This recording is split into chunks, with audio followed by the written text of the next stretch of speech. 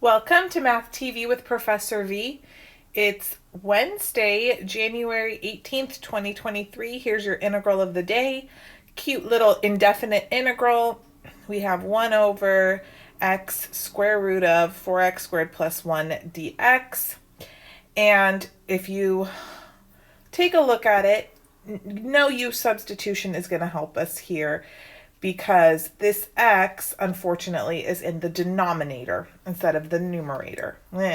So what to do instead? It's trig sub time.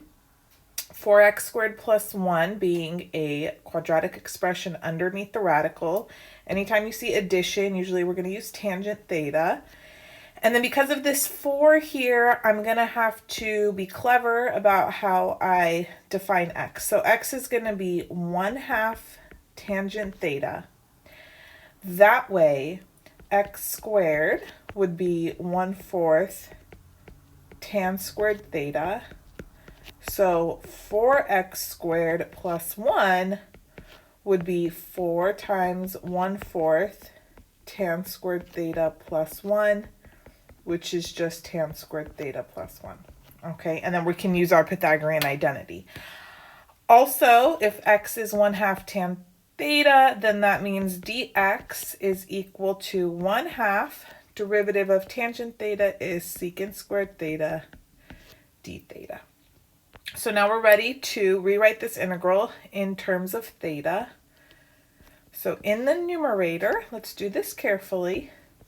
Instead of dx, I'm going to write 1/2 secant squared theta d theta. Instead of this plain old little x in the denominator, I'm going to have 1/2 tan theta. That's how x was defined right here. Don't forget. And then I have that radical sign.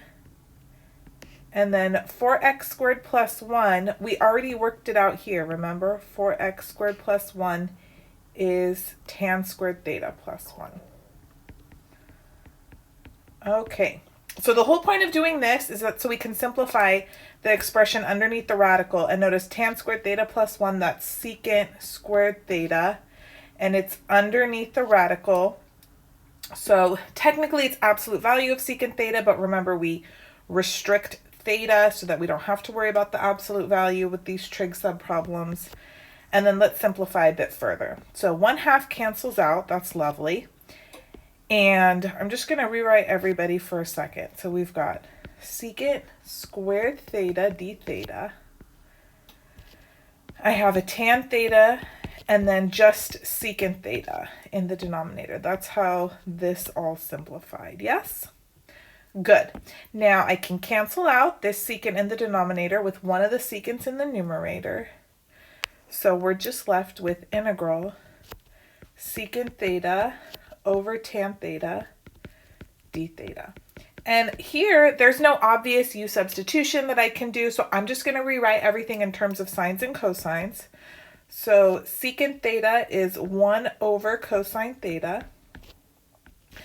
And then divided by tangent theta is the same as multiplying by the reciprocal. So I'm going to multiply by cosine theta over sine theta d theta. Okay, this looks good because these cosine thetas can cancel.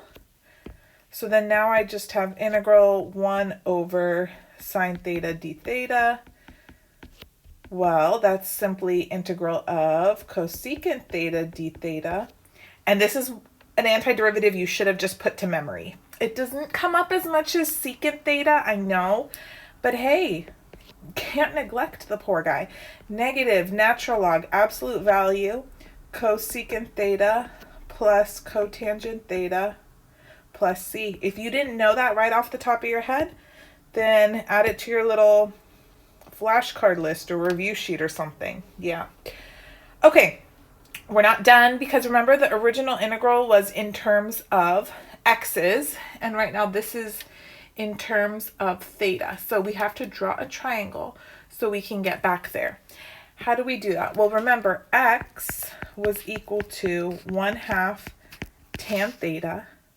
which means 2x is equal to tangent of theta. So let me draw a triangle here that satisfies those conditions. If this is theta, tangent is the ratio of opposite over adjacent side, which is just 1. The hypotenuse we can find using the Pythagorean theorem. It's 4x squared plus 1.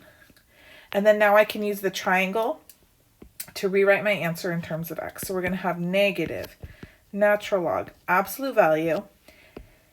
Instead of cosecant theta, I'm going to use the triangle to find what that is in terms of x. So cosecant theta is reciprocal of sine theta.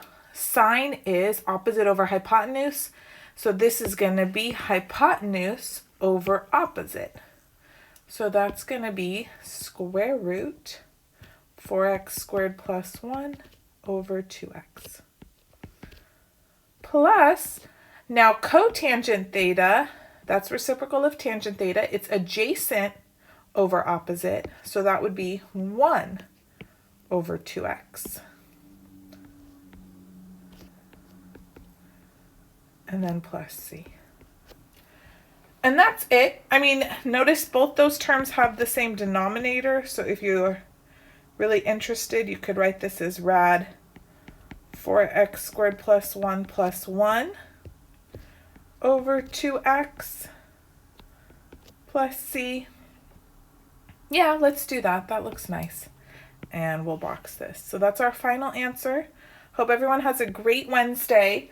I know a lot of you, this is the start of the spring semester, so I wish you lots of success. I have full video lecture playlists for Calculus 1, 2, 3, even pre-calc, trig if you need some review, introductory statistics, and if you want some exclusive content, access to linear algebra, differential equation videos, you can join this channel, become a member, or join my Patreon. I upload lots of stuff there too.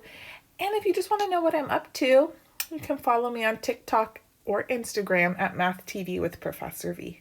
All right, take care, you guys. I'll talk to you soon. Bye.